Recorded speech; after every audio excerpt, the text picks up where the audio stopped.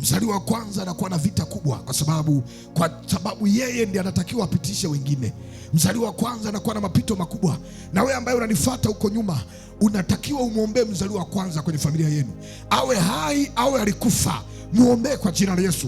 Kama hajafunguliwa kwenye baadhi ya maeneo, huwezi funguliwa wewe. Kama hajafanyikiwa kwenye baadhi ya vitu, huwezi fanyikiwa wewe. Biblia inaniambia kwamba wakati Raheli anatakiwa olewe, Lea alikuwa ni mzaliwa wa kwanza, akazuia asiolewe kwa wakati wake mpaka ameolewa yule mzaliwa wa kwanza.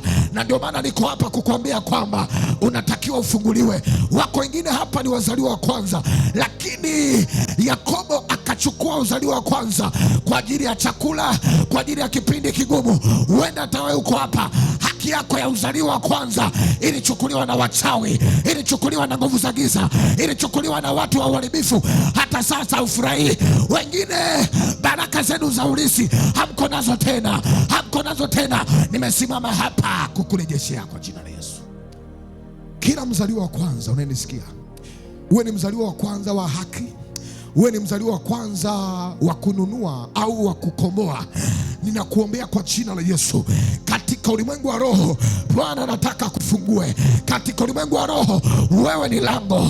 Katika ulimwengu wa roho, wewe ni limbuko. Nasema na malimbuko, nasema na malimbuko yaliyowekwa ili kuwafungua wengine. Wewe ni limbuko, nami nakufungua kwa jina la Yesu. Limbuko funguliwa, limbuko funguliwa, limbuko funguliwa, limbuko funguliwa, limbuko funguliwa. Hiyo vita unayoipitia ni sababu ya wewe ni mzaliwa wa kwanza. Hayo magumu ambayo yanakupata sababu wewe ni mzaliwa wa kwanza. Lakini Bwana ameniambia katika maombi haya mfungo, wazaliwa wa kwanza wanafunguka sasa. Yesu ambaye ni limbuko la waliolala katika mauti, yeye akafa akatukomboa kutoka kwenye laana.